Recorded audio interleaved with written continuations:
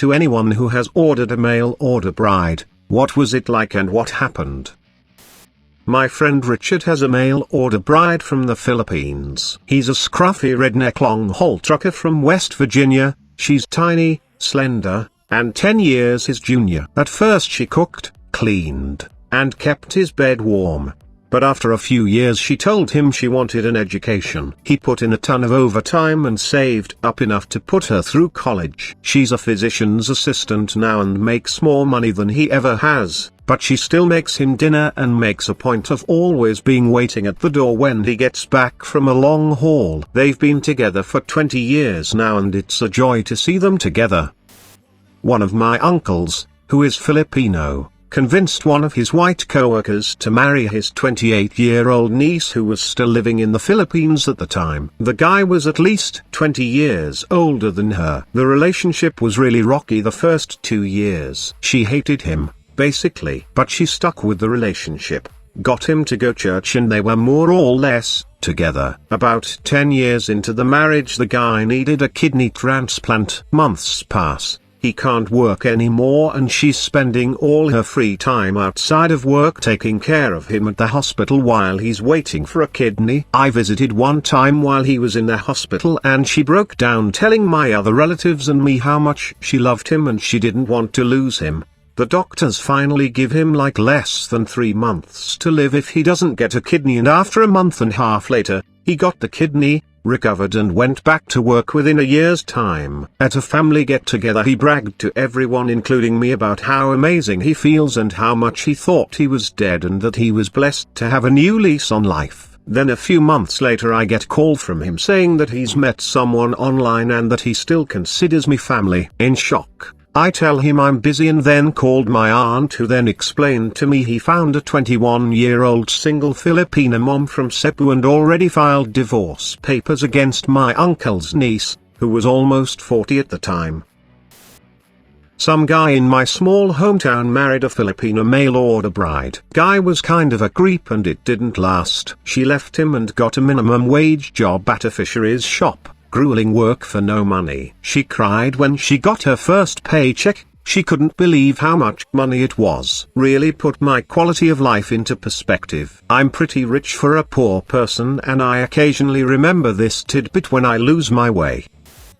My dad has a mail order bride. It feels so fucking weird typing that out. Only a handful of people know about it. He met her on a website, flew over to visit, was married by the time he got back. And now I have a half-sister. My dad too. He was 50-something. She was 19. I was 29. Have a 4-year-old half-sister I've never met residing in the Philippines. Dad's replacement kid and wife and I've not seen a photo or heard anything from him again. Frown.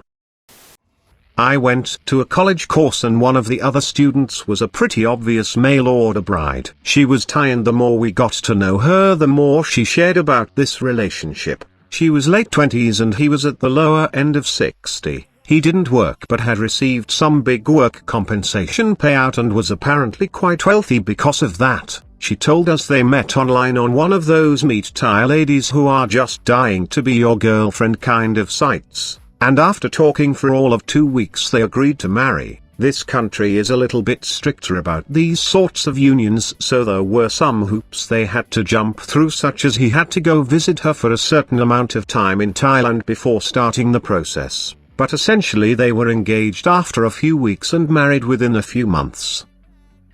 The guy essentially wanted one of those stereotypical Asian marriages where the wife was subservient and existed to please their husband. She would tell us he would make her wait till he was done to eat and he would only let her eat ladylike foods like salad. He paid her a monthly salary which was pretty abysmal and she had to use that for clothing and other essentials. He also wouldn't let her go anywhere by herself and would drop her off and turn up an hour before classes ended in case we got let out early to drive her home. I remember we had to do a group assessment and I had given her my phone number and he forced her to delete it. I'm a female. I think the saddest part was when she asked a bunch of us if we could get birth control pills for her because her husband kept destroying her scripts, pills, and you could tell she was absolutely terrified of getting pregnant. The weird thing though was that she wasn't terribly bad off in Thailand. Her family was apparently quite wealthy and she had her own home and stuff over there, but for whatever reason she didn't want to live there. Personally, I would have ran the second I saw that purple-faced blob of a husband. If this situation is ongoing, you may want to refer her to a clinic where she can get an ad. Skip class one day, go to the clinic, skip another day and get it put in. Very discreet, impossible to detect, nearly 100% effective. Edit, I was wrong. You can totally feel the string. Address that as a concern and maybe she can see her options either with a certain brand of it or a different method. Chances are they'll also be able to refer her to other services which could be of use. Hopefully she'll be able to get a better life than this. She may want to leave, but has no access to her passport or enough to buy a plane ticket. My girlfriend and I were recently eating at a restaurant in Las Vegas, seated right next to another couple. The lady was a 30-something Asian woman and the guy was a 50-year-old American man. They spent about 5 straight minutes with the waiter trying to order food for the woman, who didn't seem to understand they were in a place that served food. Then, once they did order, she leaned in and told the guy something we couldn't quite hear.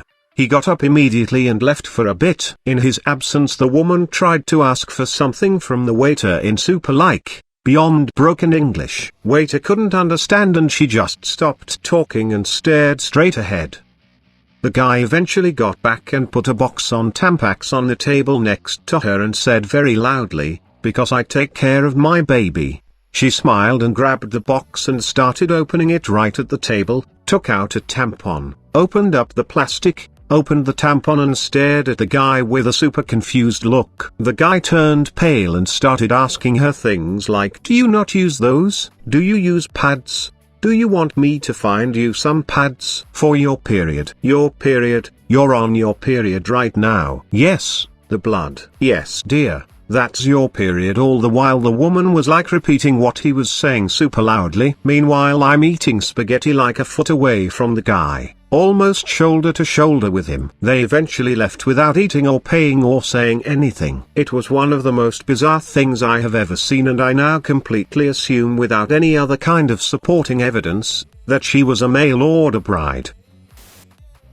My father's cousin brought back a Vietnamese wife from the war. I believe she was a prostitute. He's long since passed, but at the rare gathering on that side of the family, that woman is a fucking riot. She hugs everyone and loudly proclaims how good it is to meet us and is super enthusiastic about everything. She shares no blood with any of us and she is the happiest person to see every single family member. It was pretty damn funny learning her story after the fact. She seems like a pretty cool person. There's a great ethnography on the subject called Romance on the Global Stage. I read it in college, and while I was supposed to be writing a paper on it, I got curious and got myself 2 foreign snail mail pen pals. All of us are female. One of them is still in France and we still keep in touch 10 years later. The other, from Russia, married my male best friend and I was the best man at their wedding. So the joke is that I mail ordered a bride for him. Edited to correct the title of the ethnography. Incorrectly remembered it as Veiled Sentiments. Another great ethnography. My dad had one a few years back. He met her online and flew out to get her after a while. She was a shut-in and was legitimately afraid of me because she thought I was smoking pot. Funny thing was that I had never smoked weed at the time. I was 17. It was a weird dynamic. If I was home, she stayed in her room, unless I had been in my room for an extended period and she deemed it safe to get food from the kitchen. My room was in the basement, just for clarification. The few times we crossed paths, she would see me, gasp and then run to her room. My dad never saw this as a problem. He basically catered to her every want and need. Also, I should mention he was 56 and she was 29. A year later I moved out. Since then she has attacked him on 2 occasions and had him arrested. Eventually he sent her back, or maybe she left, I don't know. I no longer speak to my father, so that's the extent of my knowledge.